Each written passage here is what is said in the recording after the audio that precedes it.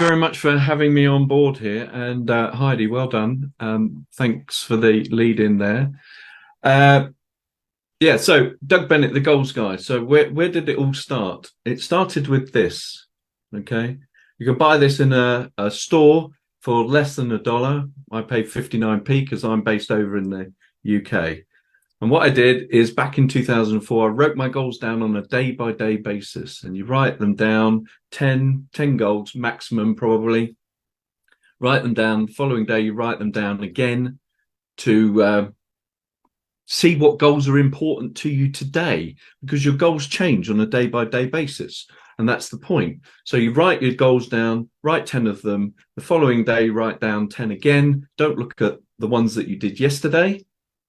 And then the following day, 10 again, 10 again, 10 again. Keep going for as long as you can. Now, we're all entrepreneurs, so we get bored with this stuff relatively quickly, I find. So if you can manage 2 or 3 weeks, then that's absolutely super. But what happens is over that 2 or 3 week period, the really seriously important goals to you, they're like cream. They rise to the top of the list. That's cream in the old milk bottles that used to be delivered to the door. So the cream sits at the top, and they tend to be the goals that you write down on a day-by-day basis. They're the first ones that you go to, okay? Now, does it work? Well, this little goals book that I started on in 2004, to say, I'm an entrepreneur, I got bored with it. It got tucked away in the drawer. I mean, I know it was 2004 because one of the goals on there was, I have completed the London Marathon. And notice the way that I put that together. I have completed the London Marathon. And in 2005, I did complete the London Marathon. I say that I ran in it. I didn't run it all the way because it was too far. And when I started, I could run about 200 yards before I threw up. So, you know, it's amazing what you can achieve if you write these goals, but they've got to be written down correctly as if you've already completed them. Okay. And the other goals that are in there, basically, I own a Harley Davidson 1200 Sportster, and I live in an immaculately presented house. But as you start your goals, you've got to make them easy. Make a couple of easy ones. Just have one big, hairy, audacious goal. Okay. Can't have too many of those because your brain can't concentrate on too much. But you have one big, hairy, audacious goal that's going to scare the bejesus out of you. That's the important thing. It's got to be scary enough that, you know, you think, oh my goodness. Now, don't think about how you're going to achieve it. That's not important. Having the goal is the important thing. Okay. But have a couple of nice, easy ones in there that you can knock out of the park as you guys stay in the States. And that's like, I am an excellent timekeeper.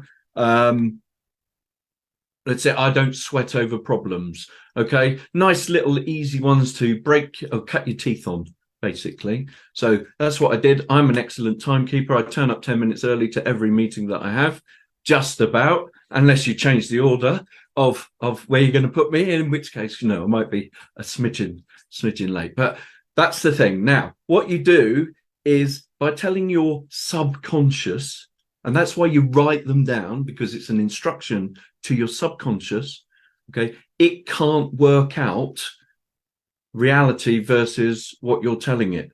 So it causes cognitive dissonance between what you're telling it I have already achieved and what the reality is, and that draws you towards your goals considerably easier. Now, the other thing is that by instructing your subconscious, it finds information that you need to accelerate the process to your goals. Now, we all have heard the story of the brand new car driven off the forecourt, and then you see them everywhere. But, you know, I've got a recent analogy that I came up with. And just imagine that you took up photography, okay? New hobby, photography. You go to the mall, supermarket, as we call it. You walk down the magazine, you know, aisle, and all of a sudden there's 10 or 15 photography magazines. Now, you've walked past them for the last 10 years and never noticed them. But now, today, because you've taken up photography, you notice them. Now, they've been changed every single week or every single month for the last 10 or 15 years, and you've never noticed them. So that's the importance of writing the goals down. Okay. Now, the little notebook, back to the little notebook. I wrote it, wrote the goals out. It got tucked in the drawer. I found it about 5 or 6 years later, and I'd completed 10 out of 11 of the goals that I'd written down in the little notebook. Right. That's despite the fact that I wasn't maintaining that. Can you imagine where I might be if I'd have maintained that? I'd be 6, 7 figures and all the rest of it that everybody quotes that we all need to strive for, because, that's what we're all in it for, isn't it? 10K months and all that malarkey.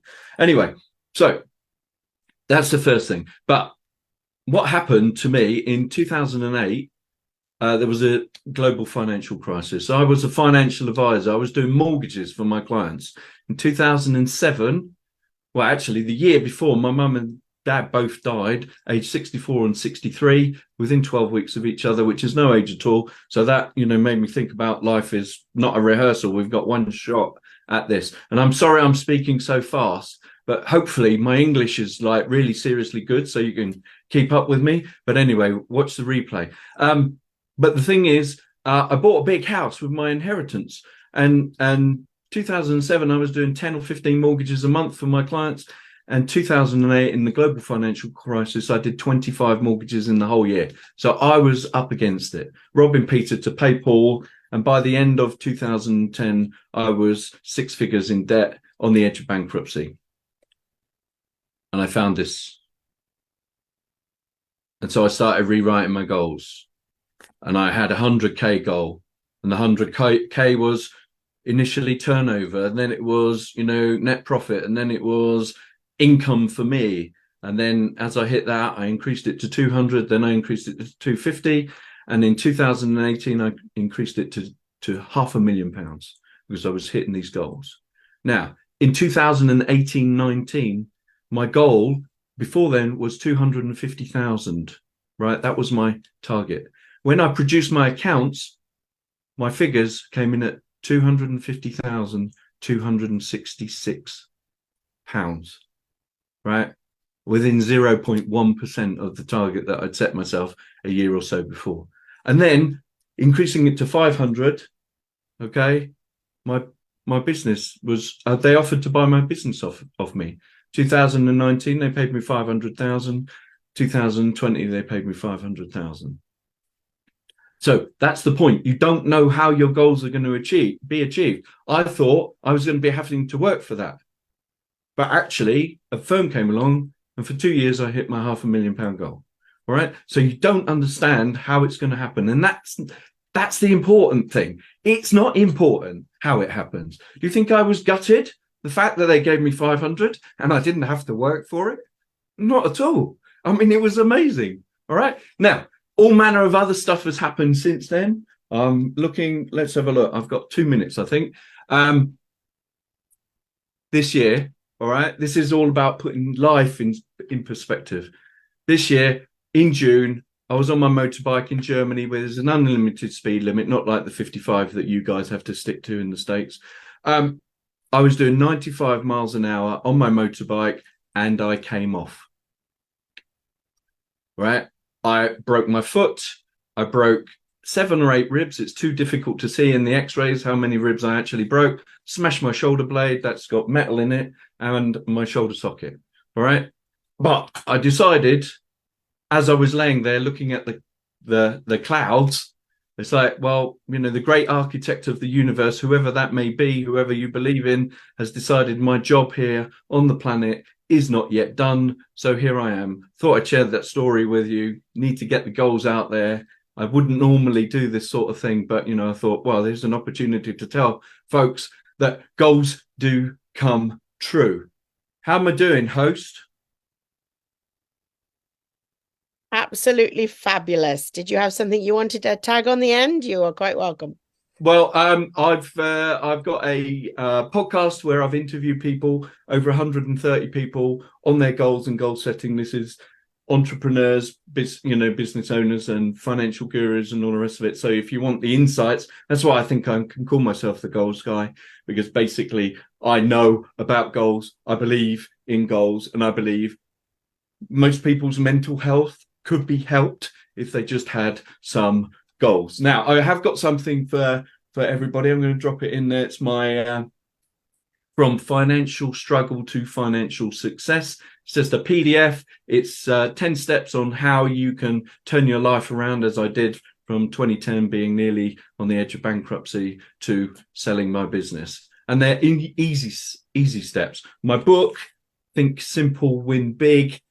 I like things simple. I don't like to overcomplicate things. So, that's going to be available too. But basically, I'll drop the link from Financial Struggle to Financial Success into the Facebook group, into the chat.